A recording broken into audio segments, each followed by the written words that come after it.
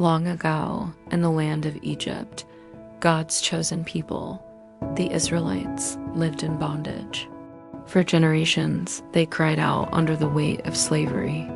But God heard their cries and raised a deliverer, a man named Moses. While tending sheep in the wilderness, Moses saw a bush that burned but was not consumed. From the flames, God spoke, "Remove your sandals, for the place where you stand is holy ground." Moses was chosen to confront Pharaoh, to demand freedom for his people. Moses stood before Pharaoh, the most powerful man on earth. He spoke God's command, "Let my people go." But Pharaoh's heart was hardened. Then came the plagues. Water turned to blood, frogs, darkness, hail, and death across the land. The final plague brought death to the firstborn of Egypt. But God gave Israel a sign of protection, the blood of a lamb on their doorposts. That night, the angel of death passed over their homes. This moment became known as Passover, a symbol of deliverance for generations. Broken by loss, Pharaoh finally let the people go.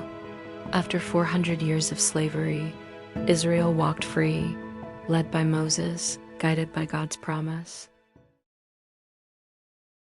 But Pharaoh's heart hardened once more. He sent his army, horses, chariots, and soldiers to chase after the fleeing Israelites. Trapped between the sea and the Egyptian army, fear filled the hearts of the people. Then the Lord said to Moses, "Lift up your staff and stretch out your hand over the sea." As Moses obeyed, a mighty wind blew through the night. The waters divided, walls of water rose on both sides, and dry ground appeared. Under the moonlight, the Israelites walked through the Red Sea, a path carved by the hand of God himself. Behind them, the thunder of chariots echoed. When the Egyptians entered the path, God told Moses to stretch out his hand once more. The waters returned, crashing down with unstoppable force. Pharaoh's army was destroyed. Israel stood safe, free at last. Moses and the people sang, "The Lord is my strength and my song. He has triumphed gloriously." Beyond the sea, the people entered the vast desert. Hunger and thirst tested their faith.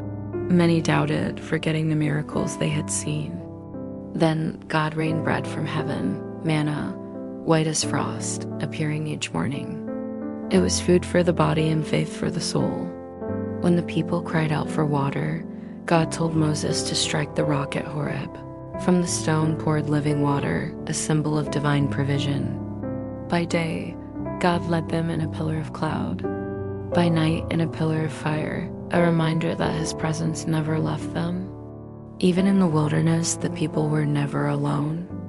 The God who parted the sea still walked among them. 3 months after leaving Egypt, Israel camped at the foot of Mount Sinai. Thunder, lightning, and smoke covered the mountain, a sign that God himself had descended. Moses ascended into the cloud. For 40 days and nights, he remained in God's presence. There, God gave him the 10 Commandments, the law that would guide his people forever. But while Moses was on the mountain, the people grew restless. They built a golden calf and worshipped it. When Moses descended and saw their sin, he shattered the tablets in anger. Yet God's mercy endured. Moses interceded for the people, and the covenant was renewed. The presence of the Lord once again filled the camp. The Exodus was not just a journey from Egypt.